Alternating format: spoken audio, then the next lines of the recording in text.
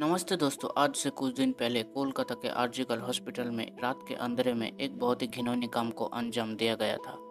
उस घटना के बाद एक दोषी भी पकड़ा भी गया था, लेकिन उस घटना के बाद मानो कुछ हुआ ही नहीं और कोई दोषी को पकड़ा भी नहीं गया था या फिर किसी को बचाने की कोशिश चल रही है वेस्ट बंगाल के पुलिस की तरफ से। देखो, हम सभी को पता है कि भारत के वेस्ट बंगाल स्टेट में हर साल क्राइम लगातार बढ़ते ही जा रहा है। महिलाओं के ऊपर अत्याचार और हिंदुओं के ऊपर अत्याचार यहाँ पर आए दिन की बात है। जैसा कि अभी ये जो लेडी डॉक्टर के ऊपर हुआ है, इसको ही आप एक बड़ी एग्जाम्पल के नाते पकड़ लीजिए। अब जिस स्टेट में खुद डॉक्टर ही सुरक्षित नहीं है, उस स्टेट का हालत कैसा है आप समझ ही सकते हैं। पूरे देश में इस इंसिडेंट के खिलाफ प्रोटेस्ट तो हो रहा है, लेकिन क्या इसका जो असली मास्टरमाइंड है उसको पकड़ा भी जाएगा? ऐसे ही कुछ सवालों का जवाब हम आपसे पूछना चाहते हैं। सवाल नंबर 1, आखिर कैसे एक सिविक वॉलेंटियर उतनी रात को मेडिकल कॉलेज में जाकर एक लेडी डॉक्टर के साथ रेप करके मर्डर भी कर देता है और कोई सिक्योरिटी तो दूर की बात, एक सीसी कैमरा भी नहीं था। सवाल नंबर 2, आरजीकर हॉस्पिटल के जो इंचार्ज है, इनके ऊपर पहले से ही बहुत सारी केस था, फिर भी इनको